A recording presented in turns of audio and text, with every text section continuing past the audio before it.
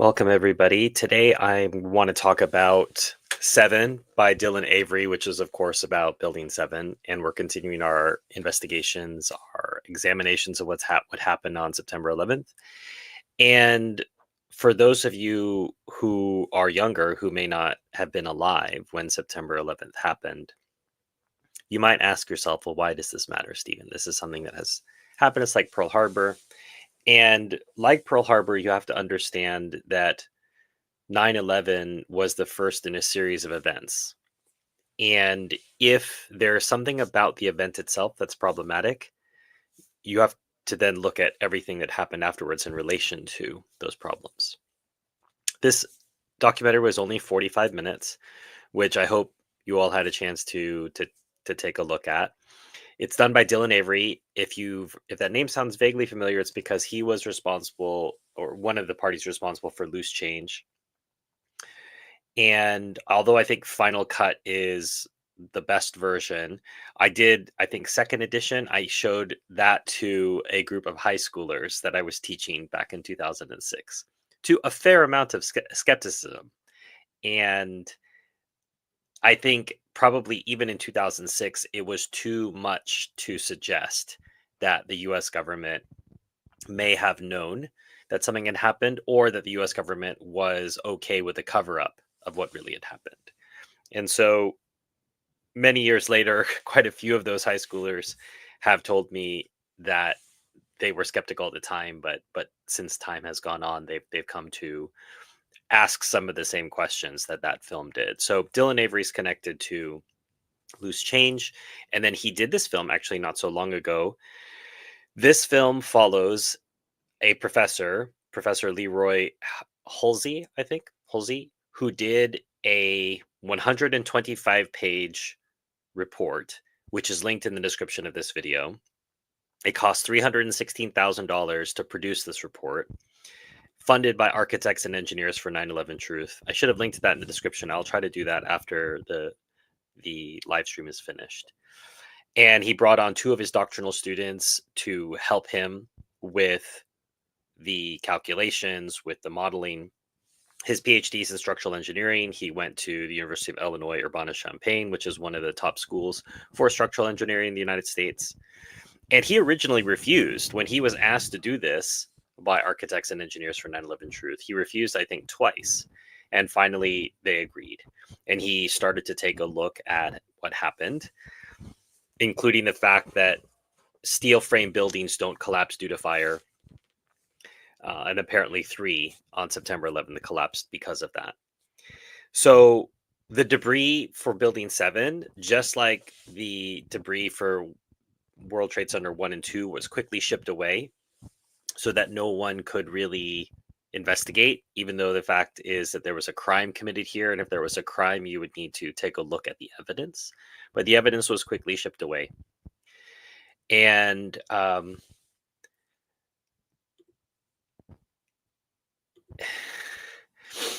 so we have some pieces of debris that were looked at, and the debris that was looked at had signs of a very high melting point of metal, which caused this, which would have caused cuts, disappearance in the structure of the metal. Well, this can't possibly be caused by fire. So the problem there is, what did cause this? What caused this residue to make, I think the quote was, "It looks like Swiss cheese." Why did the steel look like Swiss cheese? And what was inside Building 7? You have the Department of Defense had an office in there. The CIA had an office in there. The IRS had an office in there. The Secret Service had an office in there. So it was there as an important building, and yet there was nobody in it at the time it was demolished. And the fire department knew that it was going to come down. They play in the documentary, "We're going to have to bring it down." This is coming from the fire department. Remember, we've seen before, Jane Stanley from the BBC. She was reporting on the fact that the Solomon Brothers building, which is also another name for Building 7, had fallen down. But you can see behind her, even though this has been scrubbed from many places on the internet, Building 7 is still standing. But she was told. Who told her that?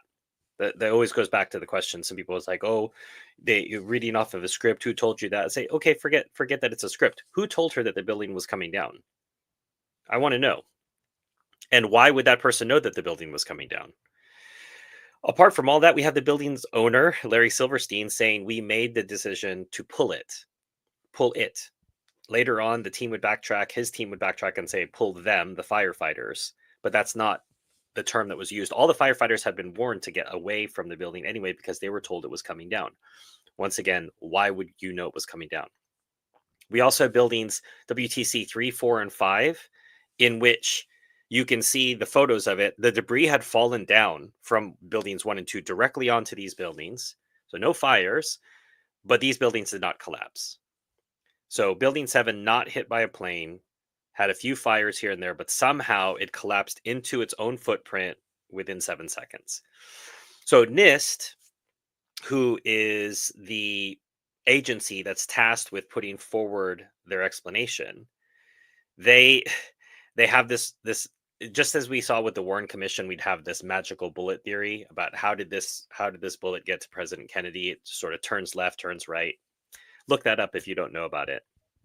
So here you have this magical beam.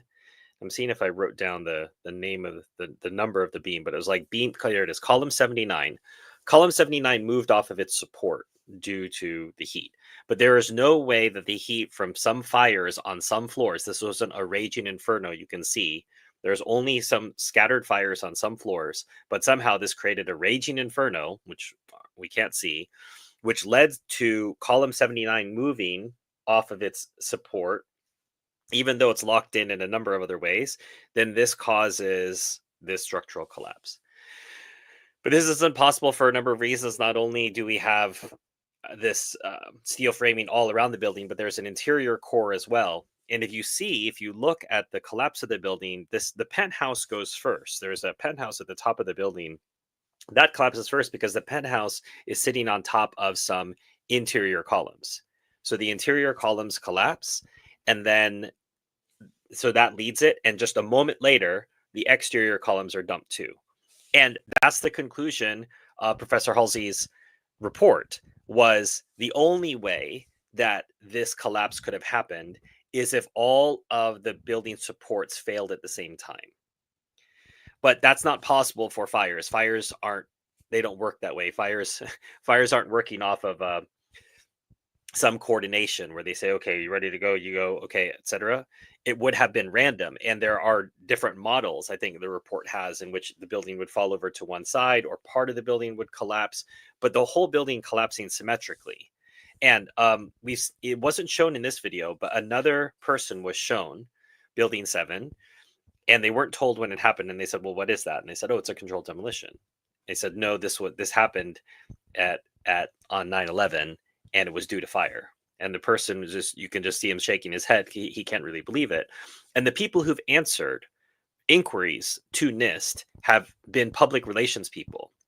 There have been no engineers that have answered any queries put to NIST about their really BS explanation. And so that, as I've said before, WTC 7 is a key part of starting a discussion with someone about 9/11 who doesn't have an opinion or is, let's say, generally skeptical. Just ask them, did you know that there was another building that collapsed into its own footprint, wasn't hit by a plane, had some scattered fires? Firefighters were told to back away because it was going to come down. The person who owned the building said that he made the decision to pull it, and it collapsed into its own footprint, just like a controlled demolition. And if that building could have been prepped for demolition, WTC 1 and 2 could have been prepped for demolition as well. So let's take a look in the chat. Leo, why would they conceal that WTC 7 was intentionally brought down? What would be the reason? I mean, Leo, why would they conceal that anything had happened that day? So the hiding in plain sight, the same thing with whatever it was that hit the Pentagon. We just have some scattered pieces. I challenge anyone to ever look. There are videos. It's grisly, but go look at videos and photography of plane crashes. There's baggage, there are bodies, there's fuselage, there's all sorts of things around when a plane crashes. But if you look at what's outside the Pentagon, there's some delicately placed bits of wreckage, no bodies. And we don't even have video of something actually hitting it.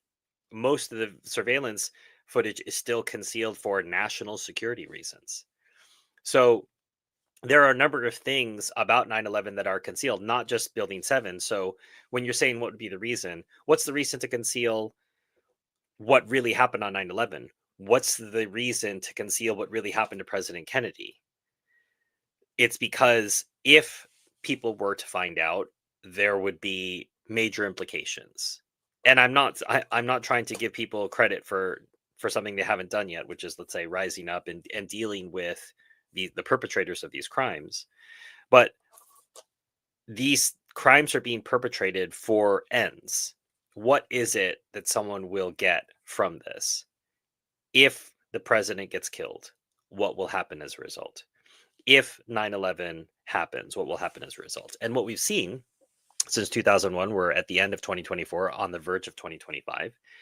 And what we see is endless war. We see a number of financial grabs, including some financial grabs that happened on 9/11 itself. There were put options placed on United Airlines stock.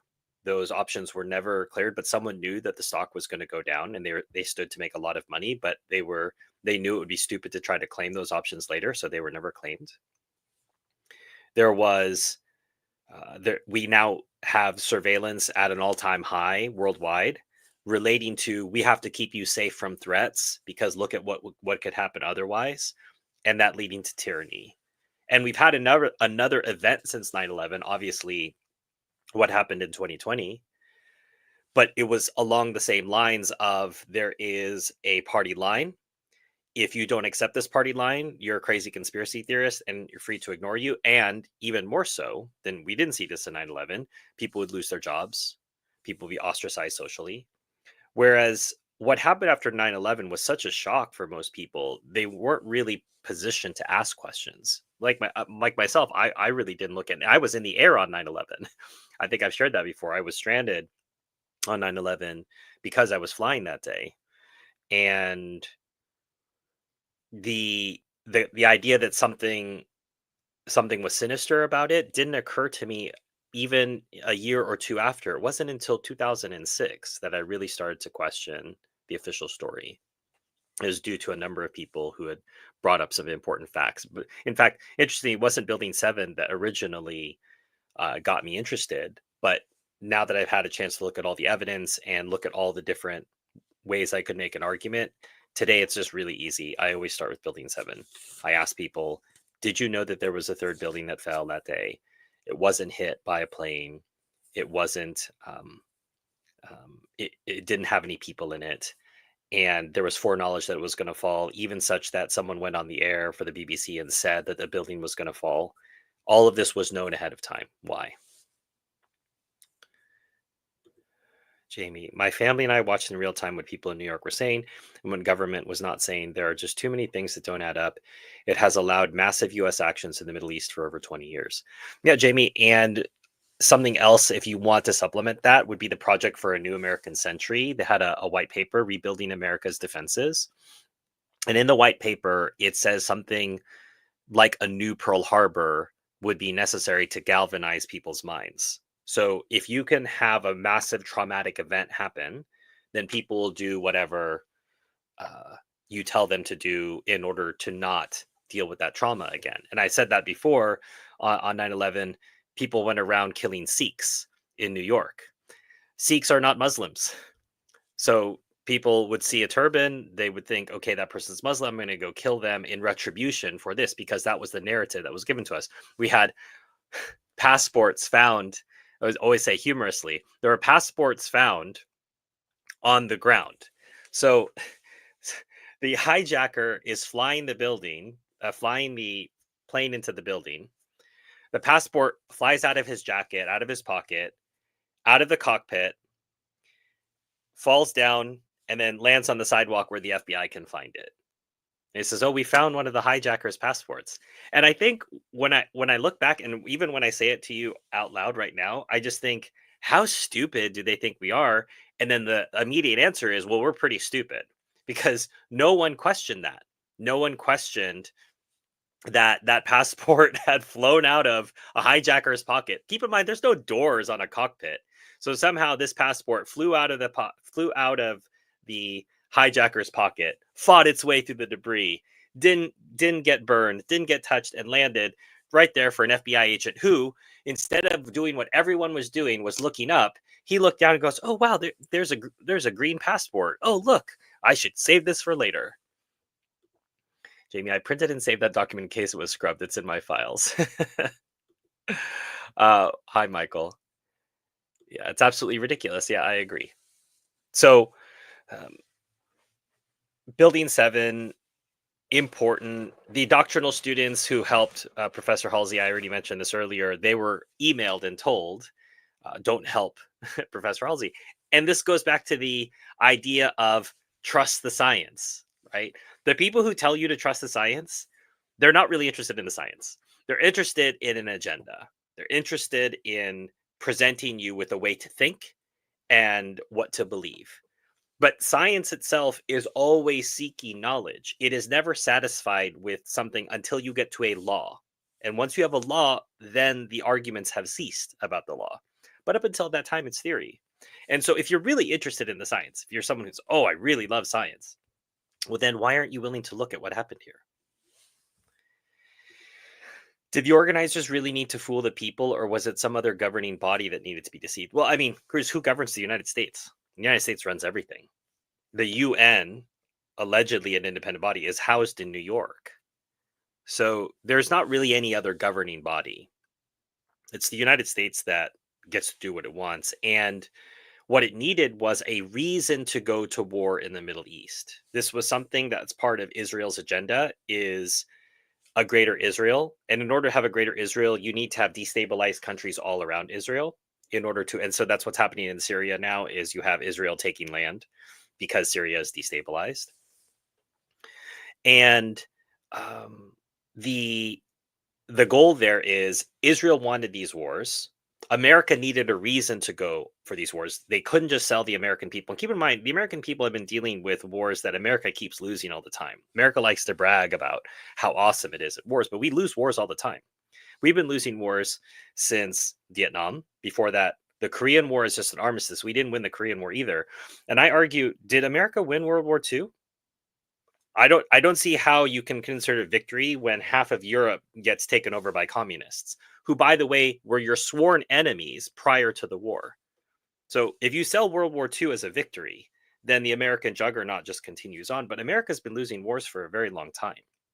So they they have created fatigue in the American people, and we then continue to lose wars. We lost Afghanistan. Iraq is still a basket case.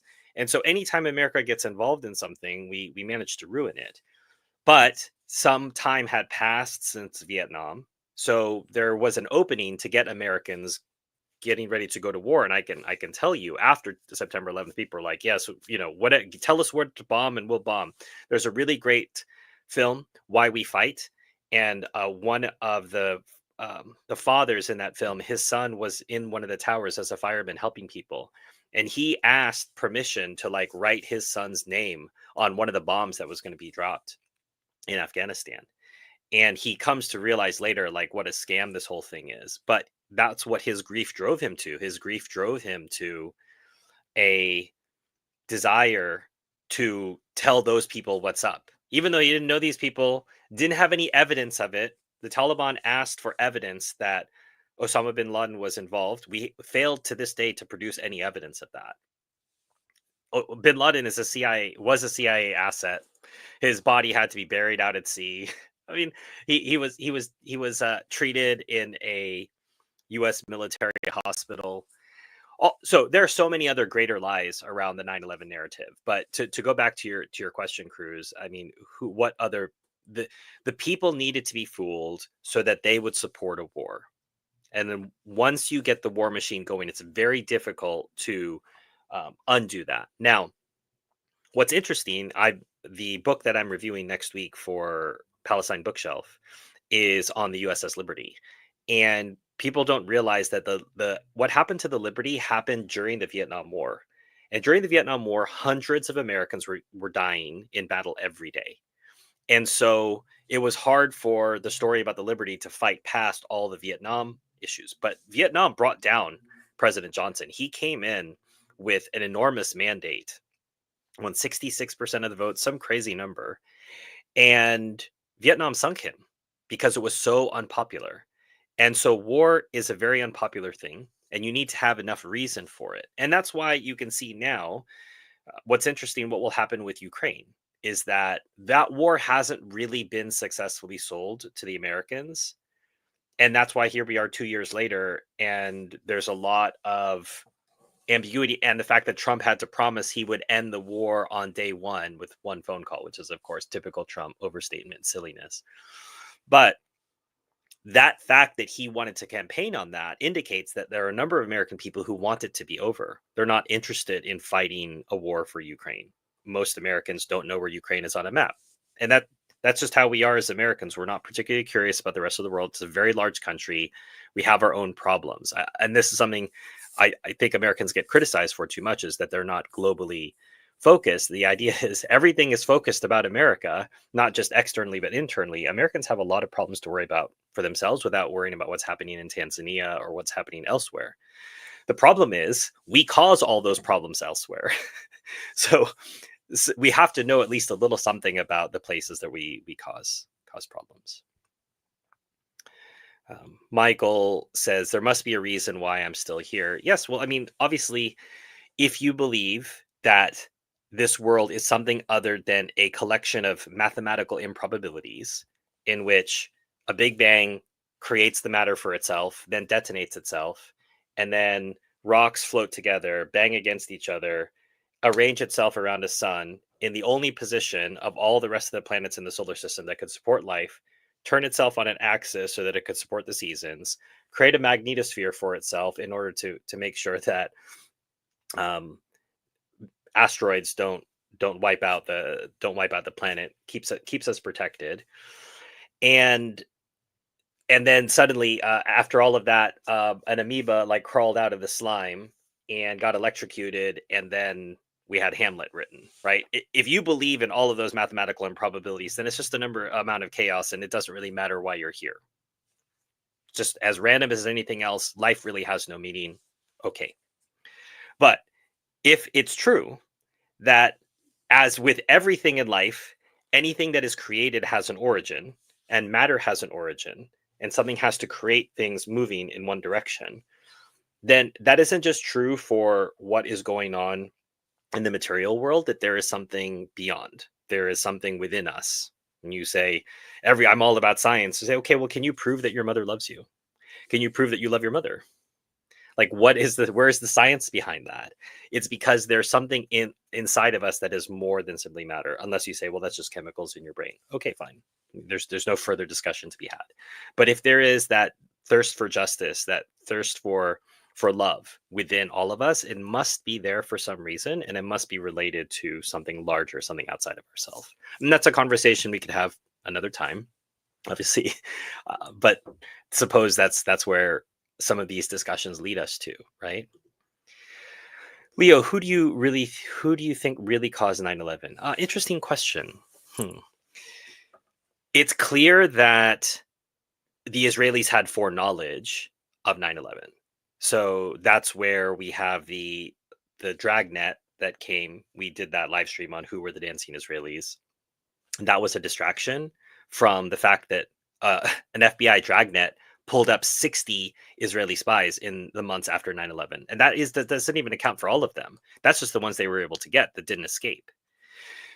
We have the Saudis who were protected. I think a number of members of the bin Laden family were taken out of America after 9/11.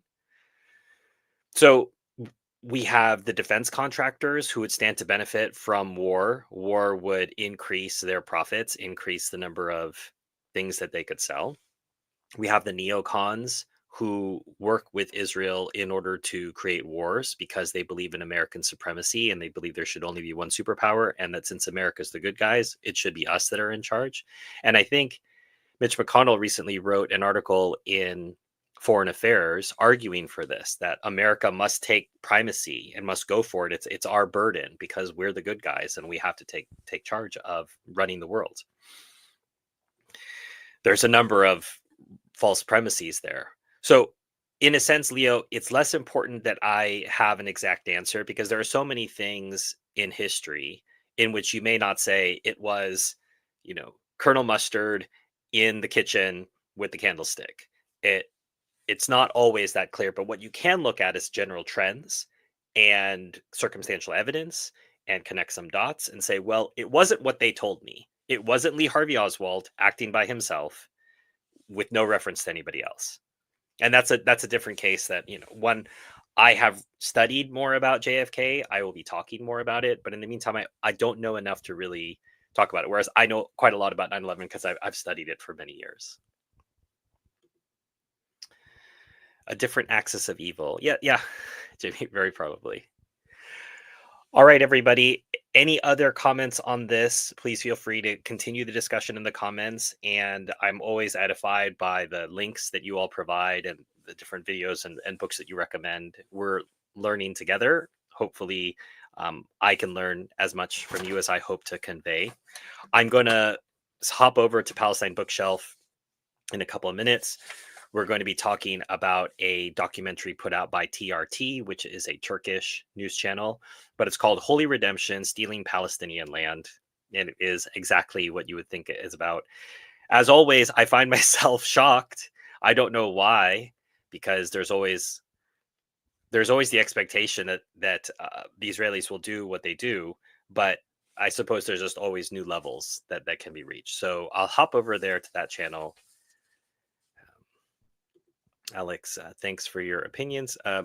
Hopefully they're helpful. Hopefully they can lead to greater discussion and more enlightenment of the good kind, not of the false, crazy Rousseauian Voltaire nutcase kind.